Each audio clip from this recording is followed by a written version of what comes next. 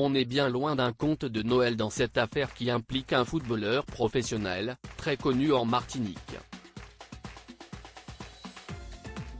Milieu de terrain de l'équipe des Aiglons du Lamentin et pièce maîtresse de la sélection martiniquaise depuis 10 ans, Jean-Manuel Nedra s'est rendu à Paris pour les vacances avec sa compagne, Laurinaine.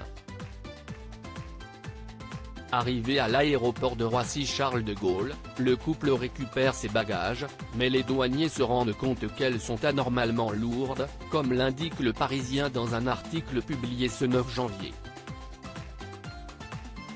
Ils décident alors de les ouvrir et découvrent plus de 102 kg de cocaïne à l'intérieur. Une prise record pour une saisie sur des voyageurs d'un vol commercial, comme nous l'apprennent nos confrères. D'après les informations de l'Office anti-stupéfiants, OFAST, Jean-Manuel Nedra et sa compagne transportaient près de 5 millions d'euros de drogue sur eux lorsqu'ils ont été arrêtés. Placé en garde à vue, le couple a ensuite été mis en examen pour détention, transport et importation de produits stupéfiants et le footballeur a été placé en détention provisoire, tandis que Laurinaine a été remise en liberté sous contrôle judiciaire. Pour l'heure, le Martiniquais de 29 ans continue de clamer son innocence, ses déclarations sont incohérentes selon la justice, comme le rapportent nos confrères. Ce dernier évoque notamment un inconnu, qui serait au centre de l'affaire. Je n'aurais jamais pris les valises si j'avais su ce qu'il y avait dedans, a-t-il déclaré aux enquêteurs.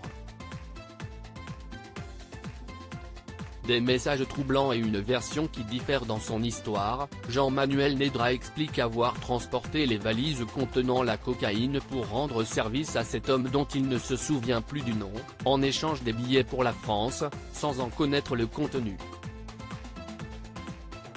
Comme le rapporte Le Parisien, les enquêteurs sont néanmoins tombés sur des messages envoyés aux joueurs peu avant l'arrestation et qui semblent contredire cette version des faits. Dis-leur de ne pas être nerveux et TFK, tu fais quoi, note de la rédaction, frérot ? Lui aurait envoyé une personne.